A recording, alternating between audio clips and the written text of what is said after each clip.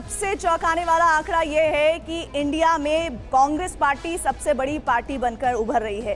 हालांकि बहुमत का आंकड़ा बीजेपी नहीं जुटा पा रही है, लेकिन एनडीए सरकार बना लेगी। अभी तक ये संकेत साफ हो गए हैं। अब हम आपको वो चेहरे दिखाने वाले हैं जिनके बारे में जो रुझान अभी तक क्लियर होते हुए दिख रहे हैं। उसमें अभिषेक बनर्जी जो ममता बनर्जी के भतीजे हैं वो जीत गए हैं। अधीर रंजन चौधरी अभी पीछे चल रहे हैं। अभी उनको लग रहा है कि काउंटिंग अभी और हो सकता है कि आगे, क्योंकि सुबह में जब वोटिंग चल रही थी तो वो आगे नजर आए थे, लेकिन अभी वो पीछे चल रहे हैं। इसके साथ ही नरेंद्र मोदी प्रधानमंत्री वो आगे चल रहे हैं, डिम्पल यादव आगे चल रही हैं, जिनका वोट का जो प्रतिशत है वो लगातार बढ़ता जा रहा है। अरुण गोविल आगे चल रहे हैं मेरठ सीट से, अखिलेश यादव आगे चल रहे हैं, राजनाथ सिंह आगे चल रहे हैं। इधर एक बार फिर से आपको दिखा देते हैं, पीयूष गोयल आगे चल रहे हैं, नितिन गडकरी भी अपनी सीट से आगे चल रहे हैं। शिवराज सिंह चौहान का जो वोट परसेंटेज है वो बहुत जबरदस्त है आगे चलने का, लाखों में बताया जा रहा है, 8 लाख के करीब कहा जा रहा है, वो आगे चल रहे हैं, जिनके बारे में कहा जा रहा है जीत लगभग क्लियर हो चुका है कि वो जीत चुके हैं।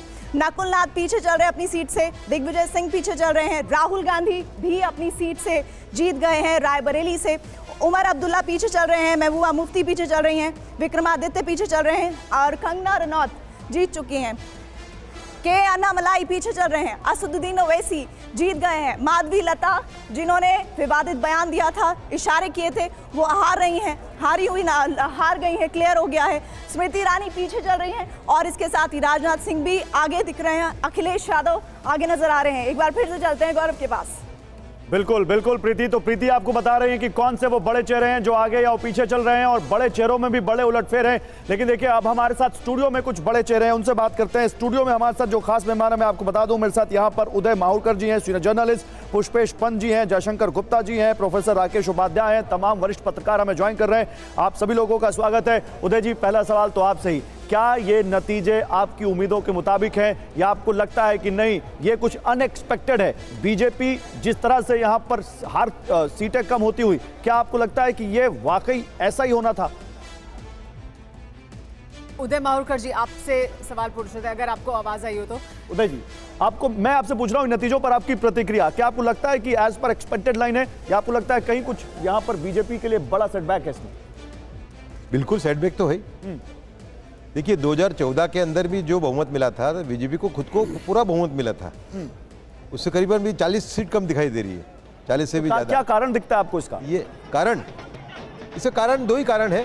देखिए, ये जो नतीजा है ये सरकार की पॉलिसीज पे या सरकार की गवर्नेंस पे नहीं है, वो काम तो बढ़िया रहा है। ये जो थोड़ा सा एजेंसीज का जो ज़्यादा उपयोग हुआ और उसका जो प्रचार किया अपोजिशन के नेताओं ने, और दूसरा ये वॉशिंग मशीन वाला जो पूरा है कि भाई हमारे में आ गया तो वो धुल गया, वो दो चीज़ें मेरे ख्याल से उसने एक जिसको कहूँगा मैं एरोगेंट लीडरशिप की इमेज खड़ी की।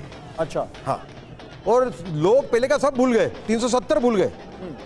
370 कितना बड़ा काम है, राम मंदिर कितना बड़ा काम है, राम मंदिर वाली सीट नहीं, बीजेपी हार गई। पानी नल से जल, सर राम मंदिर 4 करोड़ लोगों को घर मिले हैं, 90% एक्यूरेसी है, समझो आप।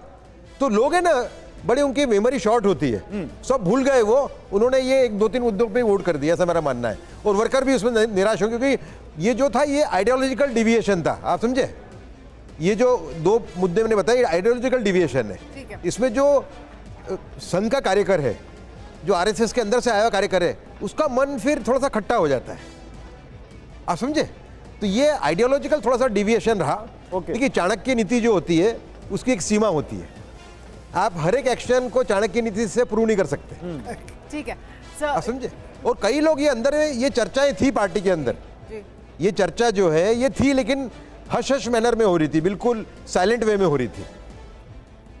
ठीक है, मतलब ये चर्चा थी कि इस तरह का रिएक्शन हो सकता है लोगों का कुछ नीतियों को लेकर, कुछ फैसले जो लिए गए उनको लेकर, खासतौर पर ये कि किसी को भी आप शामिल कर रहे हैं या जो दूसरे दल से आ रहे हैं उनको अपने दल में शामिल किया, तो बीजेपी के भीतर लोगों में नाराजगी थी, आप ये कह रहे हैं। हम इस पर और चर्चा करेंगे, लेकिन वो एक बड़ा कारण है हमारे साथ इस बीच वर्करों के अंदर